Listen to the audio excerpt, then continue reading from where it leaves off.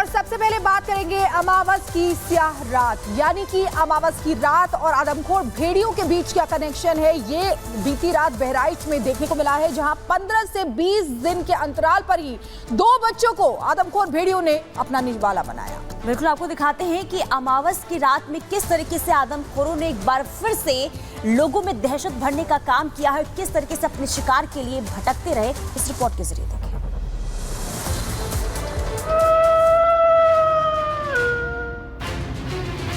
भेड़िया आके मेरे गर्दन पर रखों खींचने लगता है। रात भर जाग के गोद में बच्चे को लेके बैठते हैं, डर लग रहा है भेड़िया से। अमावस की स्याह रात,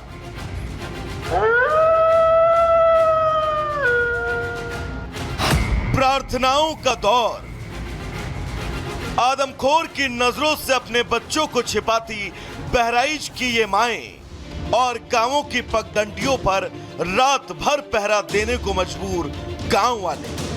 बहराइच के तकरीबन 40 से भी ज्यादा गांवों में आदमखोर भेड़ियों की दहशत में माओ ने अमावस की पूरी रात जाग कर ही काट दी और रात भर अपने कलेजे के टुकड़े को अपने सीने से लगाए रखा। कहते हैं कि माँ का आंचल किसी भी बच्चे के लिए सबसे महफूज जगह होती है। माँ के आंचल में बच्चों को नजर तक नहीं लगती। बहराइच के इन सभी गांवों की माओं ने अपने बच्चों को दुलराते और सहलाते हुए अमावस की पूरी स्याह रात को बिता दिया।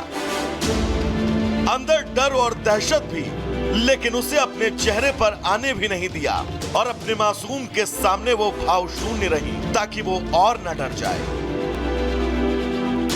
बच्चा सो रहा है लेकिन आप जग रही हैं, क्या आप रात भर ऐसी जगती? रात भर जाग के गोद में बच्चे को लेके बैठते हैं, डर लग रहा है भेड़िया से कि कहीं से आ जाए तो हमारे बच्चे को कुछ ना कर दे, तो डर लगता है। क्या नींद आती है?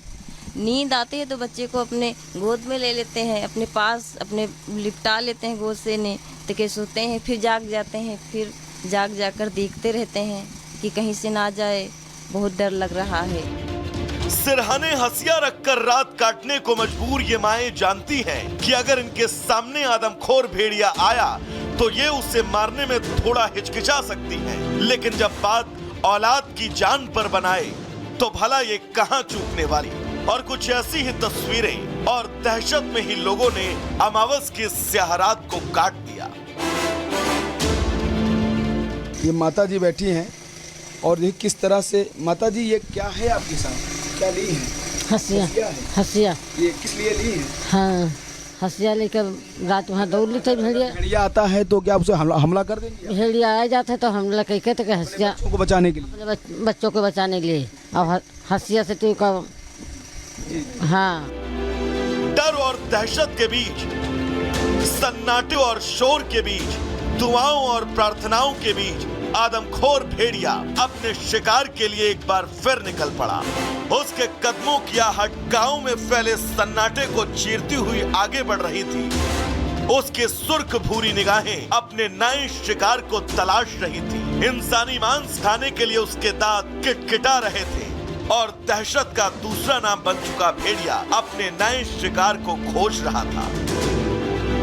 चहलकदमी करता हुआ भेड़िया महसी क्षेत्र के पंडुइया गांव में पहुंचा और उसने अमावस की काली रात में अपना नया शिकार ढूंढ लिया। भेड़िए ने अपने दादी के साथ सो रही एक 5 साल की मासूम पर हमला कर दिया, लेकिन जब शोर हुआ तो वहां से भाग खड़ा हुआ और गांव में ही अपना नया शिकार खोजने लगा। शातिर भेड़िए ने महज 15 मिनट के अंदर दूसरे बच्चे पर भी हमला कर दिया, जिसमें गनीमत ये रही कि बच्चा बच गया, लेकिन उसके गले पर भेड़िया जो दांत के निशान छोड़ गया वो इस बच्चे को जिंदगी भर भेड़िए की इस दहशत को याद दिलाते रहेंगे। आदमखोर भेड़िया अमावस की स्याह रात को खाली नहीं जाने देना चाहता था और यही वजह रही कि वो रात भर अपना शिकार ढूंढता रहा। आदमखोर के बढ़ते आतंक के बीच गांव वालों ने इस रात को तो काट दिया, लेकिन यहां के रहने वाले सभी 40 गांवों के लोगों के लिए हर एक रात नया डर लेकर आती है। हर रात वो इस चुनौती से जूझते रहते हैं कि अपनी जिंदगी और अपने बच्चों की जिंदगी को आखिर कैसे महफूज रखा जाए। Bureau report, Republic Bharat. तो अमावस की काली रात को आदमखोर भेड़िए अपनी शिकार की तलाश में निकल पड़े, यानी कि उस रात को वो खाली नहीं देना चाहते थे और खाली जाने नहीं देना चाहते थे, और 2 मासूमों को अपना शिकार इन आदमखोर भेड़ियों ने बनाया। अब आपको बताते हैं कि आखिर अमावस की स्याह रात किस तरीके से, किस खौफ में, किस दहशत में गुजरी है। आपको बताया अमावस की रात और भी ज्यादा भेड़िए आक्रामक हो गए। अमावस की रात की अगर बात करें, बहराइच में 2 जगह भेड़ियों ने हमला किया और दोनों ही जगह 2 मासूमों को निशाना बनाया। रात करीब 12 बज रहे थे, 12 बजे भेड़िए ने हमला किया। भेड़िए के निशाने पर 2 मासूम थे, यानी कि बच्चों को ही अपना निवाला बनाते हैं, शिकार बनाते हैं। पहले 5 साल की मासूम पर हमला किया इन्होंने, उसके बाद आपको बताया कि 5 साल की मासूम को पर हमला करने के बाद दादी के साथ घर में ये मासूम बच्ची जो थी वो सो रही थी, लेकिन उस पर बच्ची के गले पर भेड़िए के दांत के निशान, अपने निशान छोड़ दिए उसने। किस तरीके से बच्ची के गले पर भेड़िए के दांत के निशान दिखाई दिए। चिल्लाने पर भेड़िया भाग निकला, हालांकि निशाना बनाने गया था, लेकिन जब आस पड़ोस में चीख पुकार मचने लगी तो वो भाग गया। कुछ देर बाद गांव के दूसरे घर पर हमला किया, यानी कि पहले निशाना बनाया 5 साल की बच्ची को, वहां उसको कामयाबी हासिल नहीं हुई तो दूसरे घर पर हमला किया। वहां भी बाल बाल बचा एक मासूम, वहां पर भी, क्योंकि इस समय दहशत में, खौफ के साए में जीने को मजबूर है गांव वाले, और इसीलिए रात रात जागकर पहरा देकर वो अपनी रात बिता रहे हैं। अमावस की रात ज्यादा खूंखार हो गए थे ये भेड़िए और निकल पड़े अपने शिकार की तलाश में। तो देखिए, कुल मिलाकर भेड़ियों का आतंक लगातार जारी है। और बात अगर हम बहराइच की कर लेते हैं तो बहराइच के 50 से ज्यादा ऐसे गांव हैं जहां दहशत लगातार बढ़ती हुई नजर आ रही है। अब स्थिति और हालात ये हो चुके हैं कि ब्रिटिश राज की वो कहानी याद आ रही है जब कुछ महीनों के अंदर 1 लाख भेड़ियों का शिकार कर लिया गया था। ऐसे में सवाल ये उठ रहा है कि क्या वन विभाग के सामने सिर्फ एकमात्र रास्ता बचा है भेड़ियों का शिकार। रिपोर्ट के जरिए देखिए।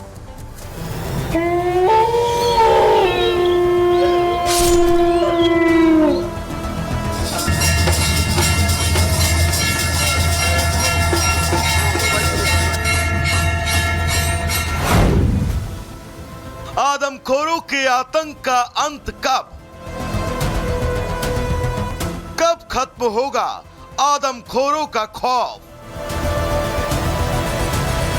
अकेले बाहर निकले तो समझो जान गई। दहशत का पर्याय बन चुके आदमखोर भेड़िए जो हर दिन नई तकनीक, नई जगह, नए शिकार पर हमले करते जा रहे हैं, और वन विभाग बस चारों तरफ ड्रोन उड़ाकर अपनी पीठ थपथपाने से नहीं थक रहा। अगर पिंजड़े तैयार हैं तो आदमखोर अभी तक उन पिंजड़ों में फंसा क्यों नहीं? अगर खेतों के चारों तरफ जाल बिछा दिया गया है तो भेड़िया उस जाल में आया क्यों नहीं?